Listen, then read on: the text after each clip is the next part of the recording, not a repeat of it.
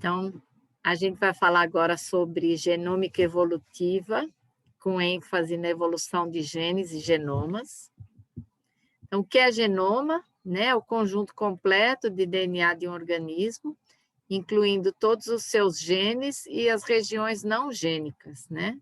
As regiões não codificantes, controladoras e as regiões não controladoras também. Cada genoma contém todas as informações necessárias, né, para construir e manter um organismo. Né? No caso das bactérias, a gente tem genomas menores, dos eucariontes, a gente tem genomas maiores, compartimentalizados, além dos genomas extranucleares. A era da genômica, né, ela começou no final dos anos 90 e começou de uma forma muito limitada, porque era possível sequenciar apenas as sequências uma a uma. Então, essa começou com o sequenciamento baseado em gel, né? Já pelos idos dos anos 90 e início dos anos 2000, chegou o sequenciamento Sanger, que ele é usado até hoje também, mas ele é outro tipo de sequenciamento que sequencia sequências uma por uma, através de um método capilar, o sequenciamento capilar. E aí, a partir de 2006, 2007, começou o sequenciamento de nova geração, onde era possível fazer sequências de uma forma massiva. E, atualmente, nós temos a terceira onda, né, a terceira geração de sequenciamento, onde é possível sequenciar com alta cobertura. Quer dizer o quê? Você sequencia várias vezes a mesma sequência e você consegue ter uma certeza, uma qualidade maior. Além disso, tem um novo sequenciamento, esse Smart PacBio, que você sequencia braços cromossomos ou até cromossomos inteiros. Então, isso ajuda muito na montagem dos genomas. Por que eu estou dizendo isso? Porque tem muita informação extremamente recente por causa da forma como essas metodologias se desenvolveram. Então, agora nós temos uma quantidade maior, né, de dados, e esses dados estão gerando muita informação.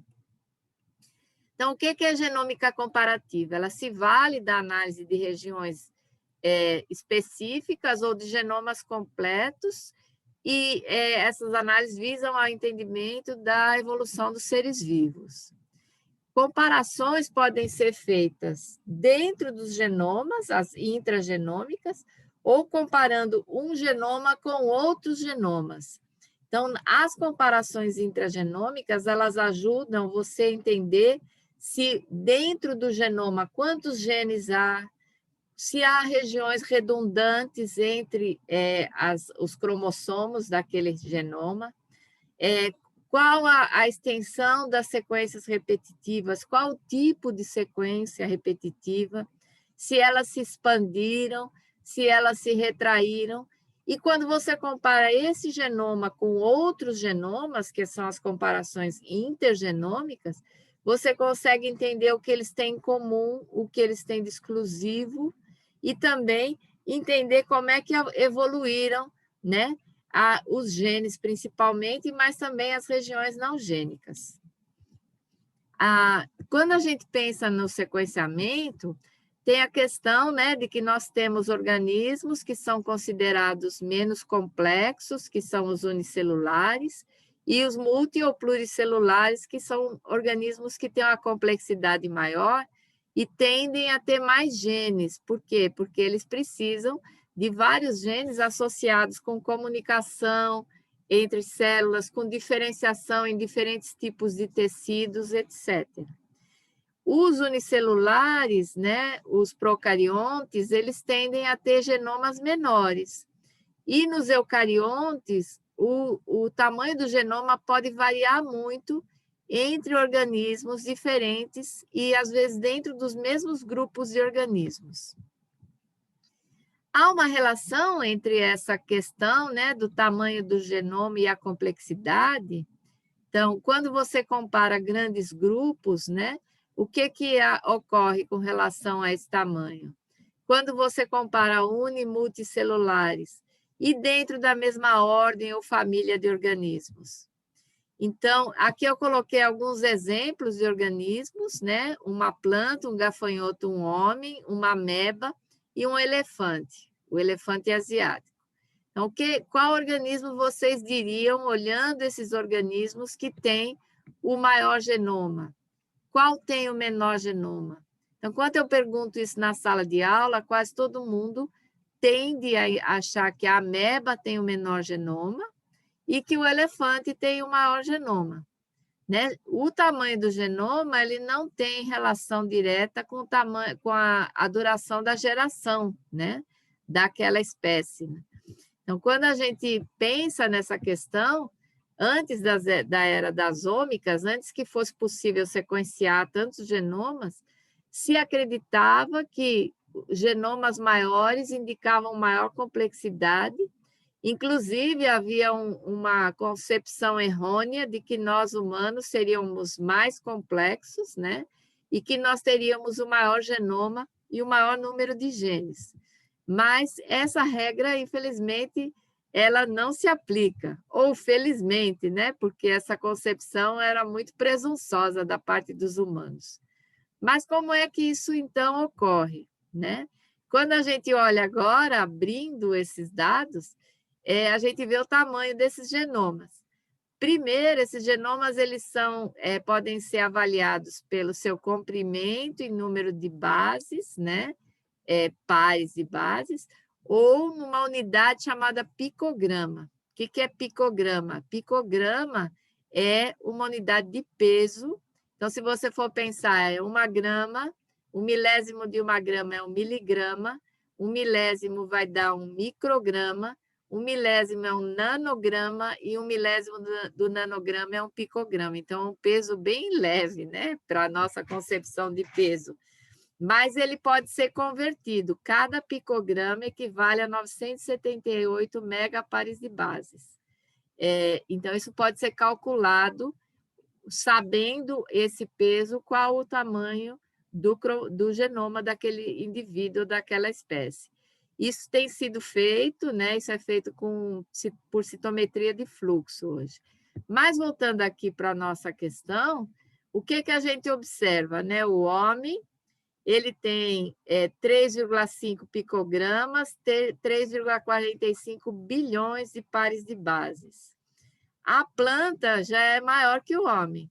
Veja, ó, 149 bilhões, no caso dessa planta, que é uma das angiospermas que tem o maior genoma, tá? Então, eu fui meio malvada aqui, escolhi uma planta com genoma grande. 50 vezes mais do que o humano. Esse gafanhoto aqui, ele tem 4 vezes mais DNA no genoma, só o genoma nuclear aqui nesse caso, tá? Aqui, ó, essa ameba, 196 vezes mais do que o humano. E o elefante, ele é bem parecido, né? Nós temos 3,5, o elefante, essa espécie especificamente, tem um pouquinho mais, ela tem 4,03 picogramas, dá o que? 1,2 vezes maior. Então, se você colocar isso num gráfico, né, a ameba, ela tem um genoma gigantesco. Mas será que só se aplica a todas as amebas? No caso das plantas também, as plantas têm genomas bem maiores do que nós humanos, no caso dessa espécie, mas isso se aplica a todas as plantas? Quando a gente vai olhar esse gráfico, ele tem toda a variação de tamanho do genoma. Então, o que a gente observa, né? O homem, aqui, o tamanho maior do genoma de um mamífero, né? Ele é bem menor do que o máximo do tamanho do genoma de uma ameba, de um protozoário. Mas vejam que aqui nos protozoários pode haver uma variação extrema de tamanho de genoma. Esses organismos, eles são considerados eucariotos inferiores, né? Porque eles têm vários processos, né? Eles têm menos genes, etc. Então, como é que isso se explica, né? As plantas, até pouco tempo, essas amebas, elas foram detectadas, amebas com genomas assim gigantescos, há pouquíssimo tempo, há cerca de 1 ano e meio atrás, eu ainda estava afirmando nas minhas aulas que as plantas eram os organismos do planeta com maior genoma conhecido. As plantas e os peixes pulmonados. Então, se a gente olhar aqui, ó, são os dois grupos que, depois da ameba, têm o maior tamanho de genoma. Mas olhem aqui que coisa interessante, a variação grande que alguns grupos têm. E quando você olha, dentro dessa variação aqui, tem espécies com níveis de complexidade parecidas. Por exemplo, no caso das plantas, eu tenho diferentes ervas ou diferentes plantas lenhosas, ou às vezes no mesmo gênero de planta, quer dizer, espécies irmãs que estão no mesmo gênero, uma tem um genoma 140 vezes maior do que a outra. Então, como é que isso se explica? Isso se explica por uma questão que vem sendo discutida já mais ou menos há umas 3 décadas, quando se começou a medir esses tamanhos de genoma, que é o paradoxo do valor C. O que esse paradoxo pressupõe? Há variações significativas dentro de alguns grupos de espécie, mesmo com indivíduos de complexidade semelhante. Ou seja, se você comparar os procariotos, né? Arquibactérias e eubactérias, com os eucariotos, você consegue enxergar uma tendência de aumento do tamanho do genoma. Só que essa tendência de aumento, quando você compara dentro de cada grupo, ela não se sustenta. Por quê? Porque houve provavelmente a contramão. Então, o paradoxo, né, ele identifica que, em geral, comparando procariotos e eucariotos, os genomas aumentaram, né? Porém, dentro dos grupos, né, isso não se sustenta.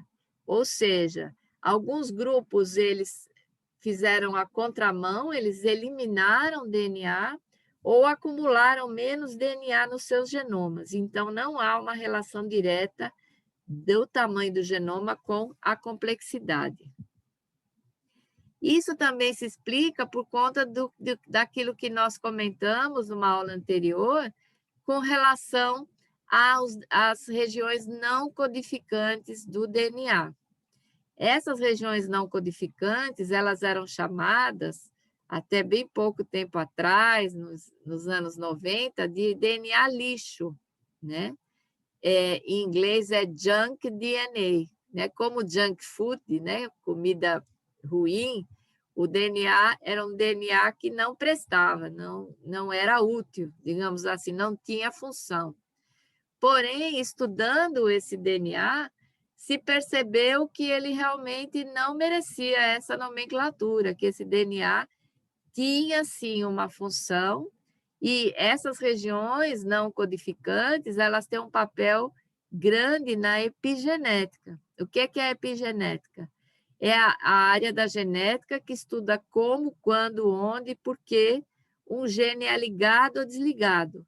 Isso é fundamental quando você pensa, por exemplo, num embrião, né? Você tem lá o zigoto recém-formado e ele vai começar a se dividir. Num momento determinado, um gene liga e ele induz um processo de diferenciação celular.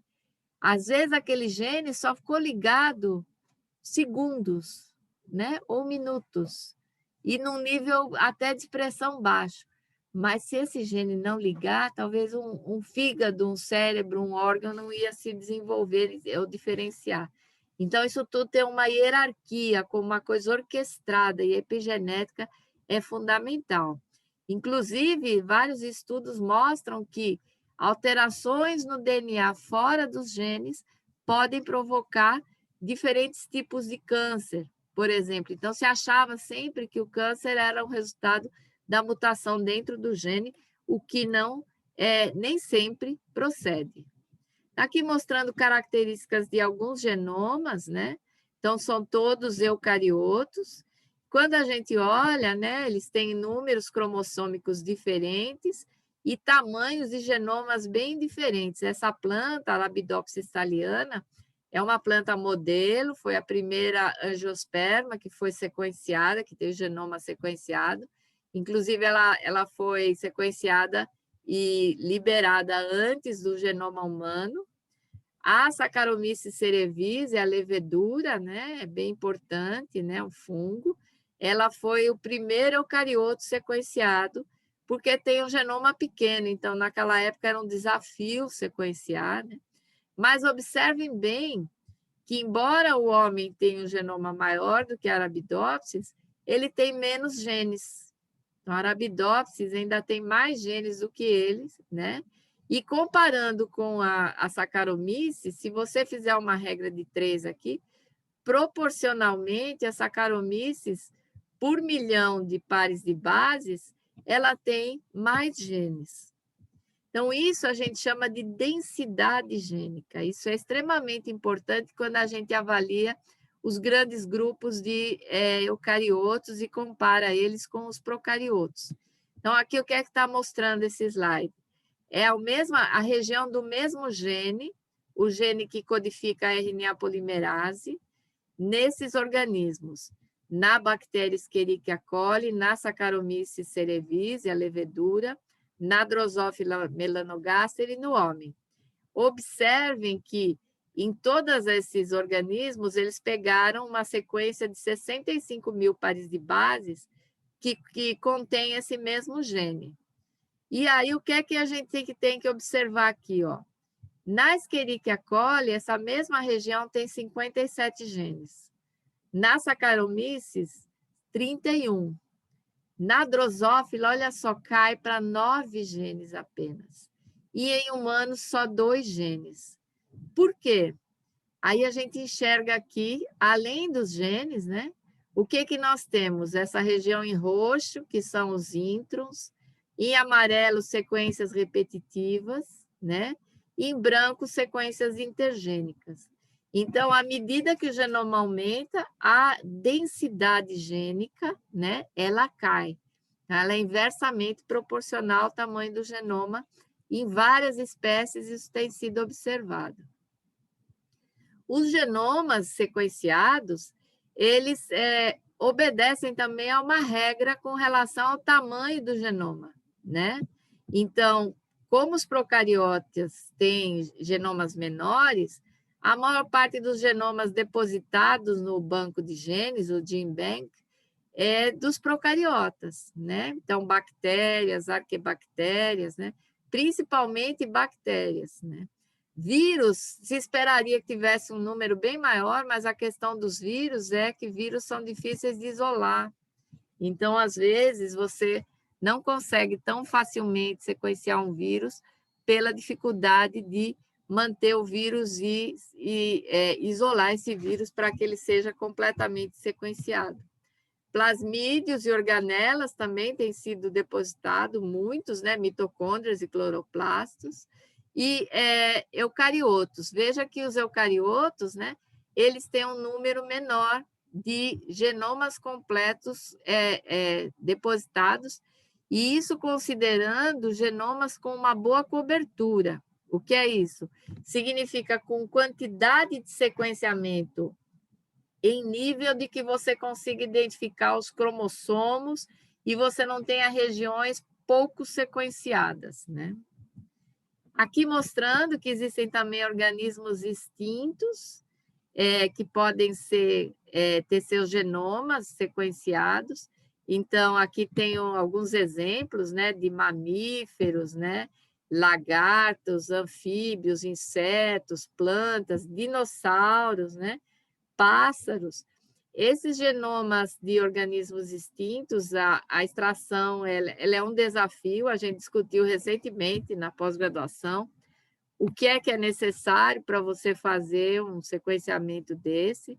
Então, a condição do fóssil ou da amostra ela tem que ser especial, mas essas técnicas novas de sequenciamento, que eu citei logo no começo, elas estão ajudando bastante para você ter uma cobertura muito boa desses genomas, embora não é igual a de um organismo vivo. Aqui mostrando os primeiros organismos sequenciados. Então, o primeiro mesmo, como eu falei, foi a levedura, né? Saccharomyces cerevisiae, né? Depois a planta superior, Arabidopsis thaliana. Aí nós tivemos o nematóide, o humano, a mosca de frutas, o camundongo rato e o peixe-zebra. Todos esses organismos são modelos biológicos, porque eles também são organismos de laboratório, onde a gente faz várias análises. Mas o que é que esses organismos fornecem de informação se eles são tão diferentes? Primeiro, ó, no fungo Saccharomyces, tem genes em comum com o humano, com planta, com inseto, com peixe. Então, significa que esses genes, essas regiões muito conservadas, que elas têm uma ancestralidade, que elas já existiam antes desses organismos divergirem. Em compensação, o que cada um desses organismos tem de exclusivo, e eles têm genes que não são compartilhados, inclusive espécies próximas, têm regiões e genes e sequências que são exclusivas. Então, nesse caso, isso dá muita informação do ponto de vista genômico. A gente pode construir árvores filogenéticas usando trechos desses genomas, e inclusive usando em grupos que não são tão diversificados os genomas completos. E você consegue enxergar uma série de informações interessantes para você discutir a evolução desses grupos. Uma outra coisa que se observou quando se analisou esses genomas é que os eucariotos têm genomas redundantes. Então, a Saccharomyces cerevisiae, vocês viram que tem um genoma pequeno, e a levedura, quando se montou esses genomas, os pesquisadores quase caíram da cadeira porque viram que havia muitas regiões de redundância. Todas essas regiões aqui da mesma cor, em cromossomos diferentes, esses são os cromossomos mostrando as regiões em que há redundância entre os cromossomos. Dentro do genoma, o mesmo bloco de um cromossomo ele está presente lá no outro cromossomo. Ou, às vezes, até em mais de um cromossomo, que é uma coisa também bem interessante, né? Porque indica duplicações e talvez outros processos que eu vou falar um pouco. Aqui a planta Arabidopsis thaliana, ela foi escolhida porque tem um dos menores genomas, tem só 10 cromossomos, então é uma clássica planta diploide, né? Não é poliploide. E o que é que aconteceu? Primeiro, mostrando aqui o mapa de 2 cromossomos, o que é que a gente observa quando a gente olha aqui? Essa linha de baixo são as regiões codificantes, que codificam RNAs mensageiros. E o que é que a gente observa? Que tem regiões muito expressas e tem regiões sem expressão nenhuma. Os genes nos eucariotos, eles tendem a ficar agrupados nos cromossomos. Então, os cromossomos têm grandes blocos de genes agrupados e regiões sem gene nenhum. Então, isso é uma característica também de todos os eucariotos, inclusive nós, os mamíferos, e isso surpreendeu muito, porque, primeiro, se achava que a região ao entorno do centrômero era a região que tinha mais genes, mas quando você olha, a maioria dos cromossomos é a região que tem menos genes, e a região mais próxima dos telômeros tende a ser a região que tem mais genes junto com a região intersticial. Na Arabidopsis, a redundância intragenômica ela é enorme. Então, todas as regiões da mesma cor são regiões que têm exatamente a mesma sequência. Em alguns casos, ela está em posição invertida, né? Como a gente vê por aqui. Então, a gente tem casos onde está invertida, casos onde está no mesmo cromossomo, numa posição invertida, em cromossomos diferentes no mesmo sentido de leitura. Aqui outro exemplo, esse peixe, o baiacu, ou peixe-balão, né? A espécie é do gênero Tetradodon, que quando foi sequenciado o genoma desse peixe, se observou uma redundância impressionante. Se vocês olharem, né, por exemplo, do cromossomo 14 e o cromossomo 10, ó, eles são praticamente idênticos, né?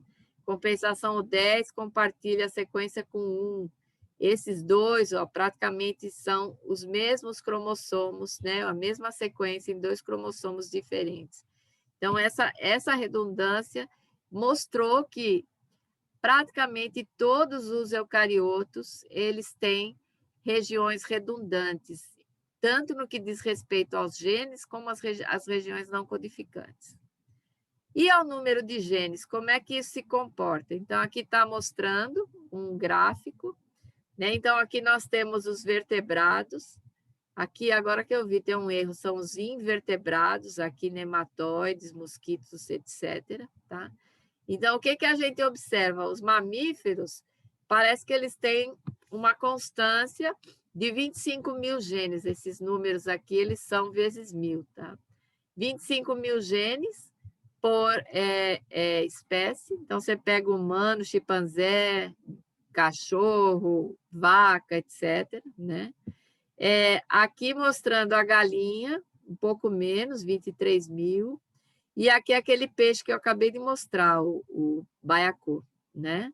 Quando você vai para os invertebrados, o que a gente observa? Já tem uma redução, né, no número de genes, fungos, protistas, e os procariotos, eles tendem a ter, né, tamanho de genoma e número de gene bem menor, né?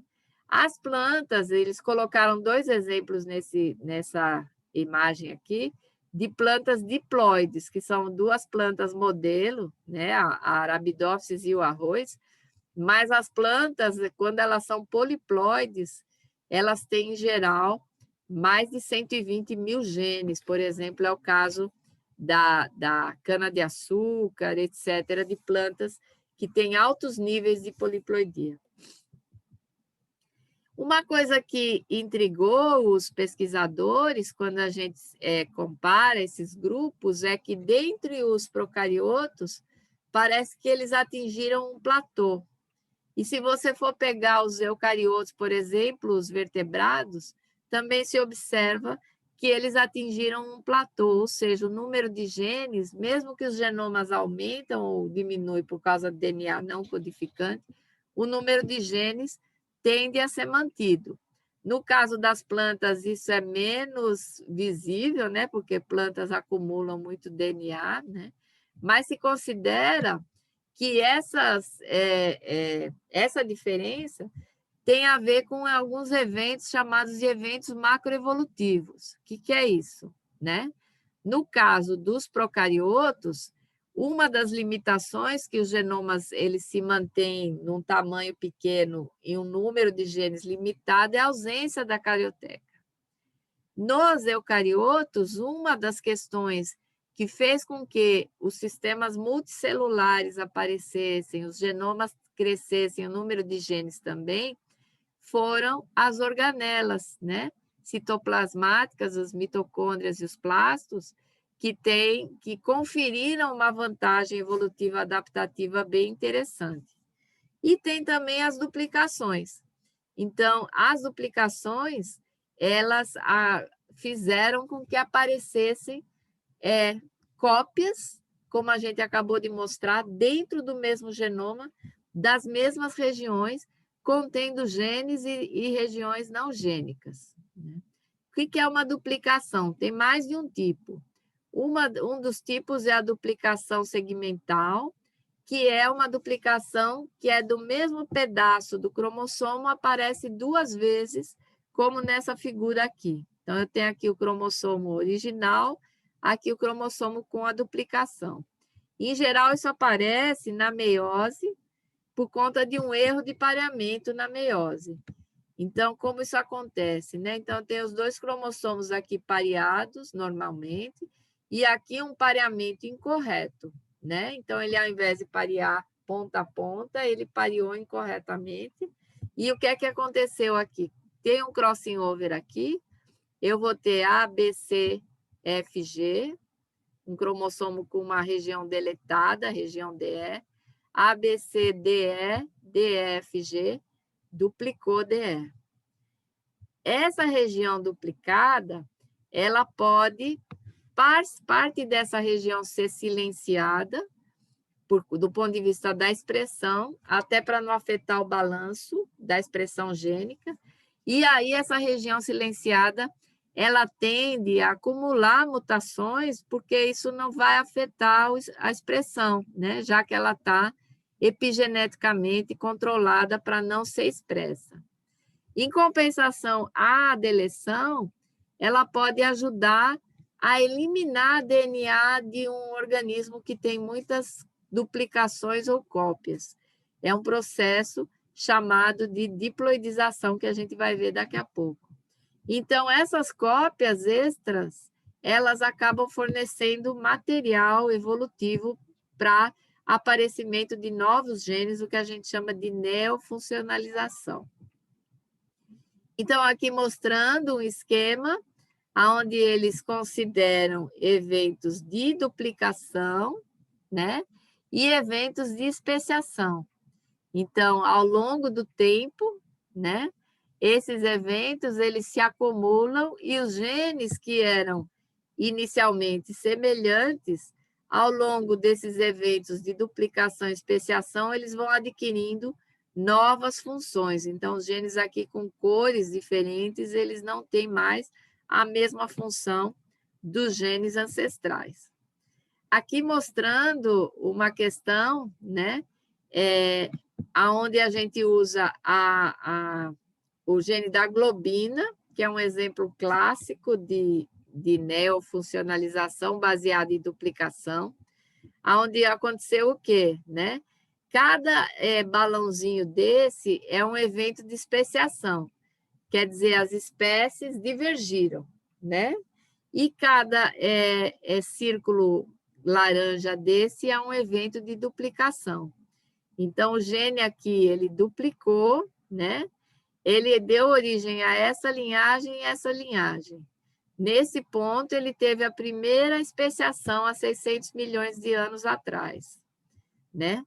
Esse evento aqui deu origem a essa linhagem, que foi um grupo que foi extinto, ele não evoluiu adiante, e aqui deu origem a essa nova linha, aonde aqui houve esse novo evento de especiação. Então, aqui nós temos essa linhagem e essa. Então, se a gente pegar só as linhas cor de laranja, por exemplo, né? Isso deu origem a dois tipos de globina, né? A alfa e a beta-globina. Então, quando a gente olha os vertebrados como um todo, a gente vê que as especializações das globinas, elas são todas baseadas nesse mecanismo, né? De neofuncionalização e isolamento, especiação. Isso ocorreu com vários genes, né? Estonas, genes ribossomais, e é interessante também porque esses genes, eles, além de eles terem especiados, são genes que eles têm múltiplas cópias.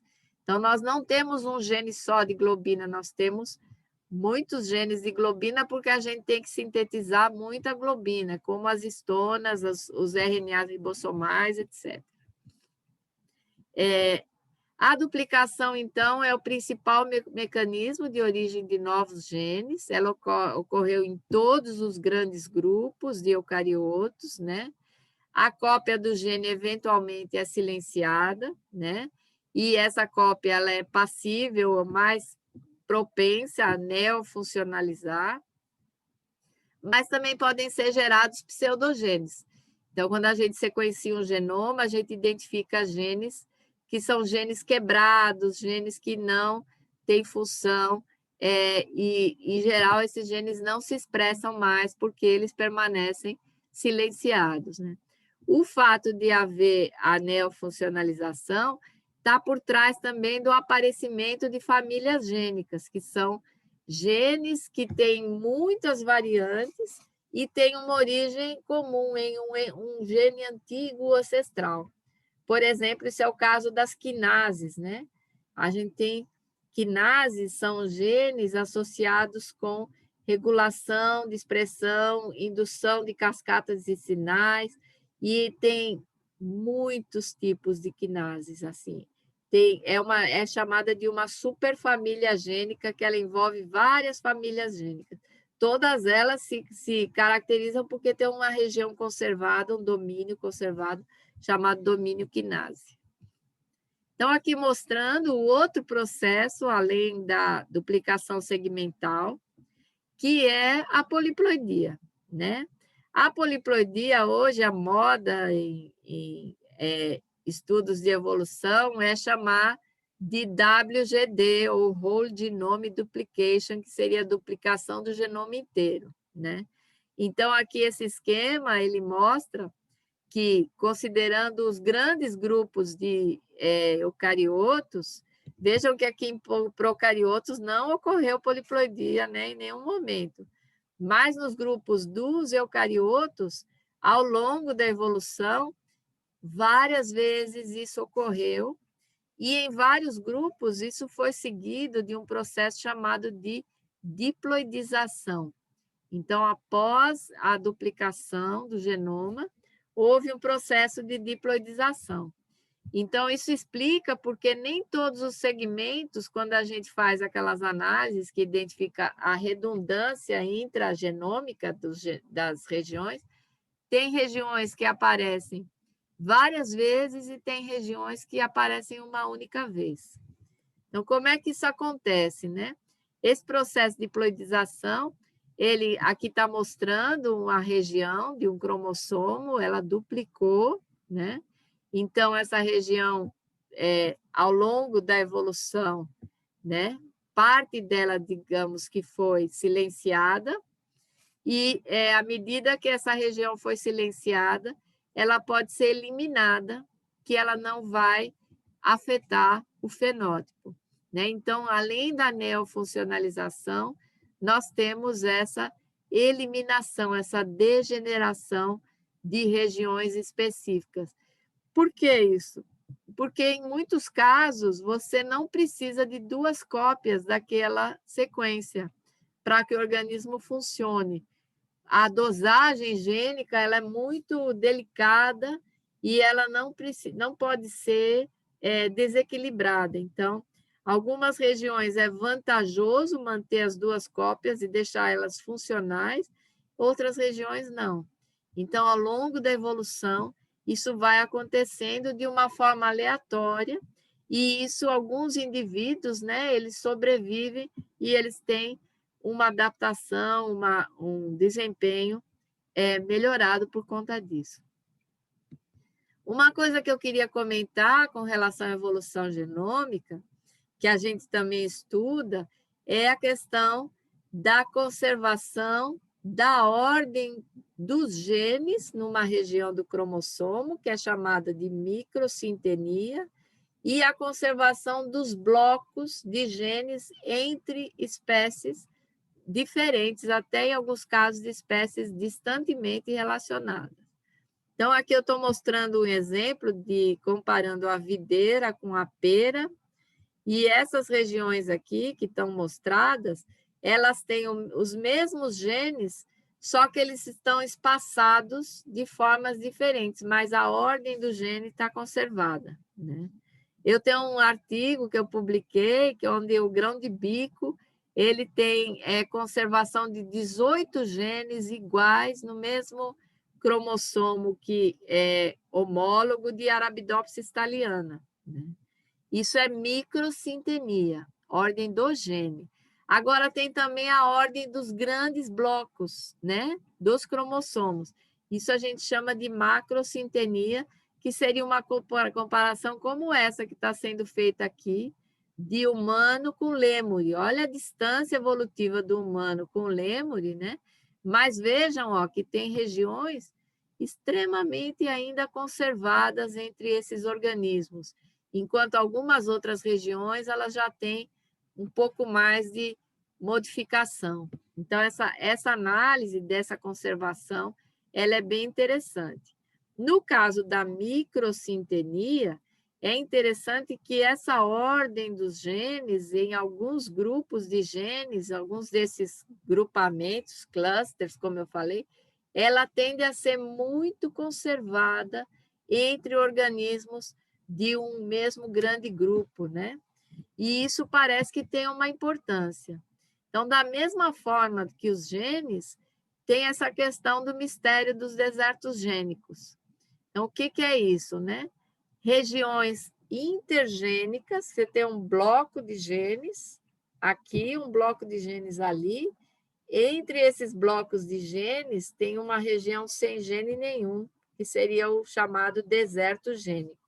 Aqui nesse trabalho, o que é que eles fizeram? Eles pegaram uma região de 50 mil pares de bases e eles analisaram em 7 espécies, né, de mamíferos, como é que essas regiões elas se alinham e como é que elas, inclusive, de vertebrados, desculpa, né? Então, você tem aqui cenopos, tem o peixe-zebra, e aqui, quando você olha, essas regiões desses blocos aqui são os desertos gênicos, né, extremamente conservados. Aqui, inclusive, isso é extrapolável para um número maior de espécies, né? E tem as regiões dos blocos de genes, que seriam essas aqui, as megalópolis gênicas, né? Os genes conservados e todos ali juntinhos, sempre na mesma ordem, né? Então, o que a gente identifica é que essas regiões, esses genes, eles não estão ali à toa.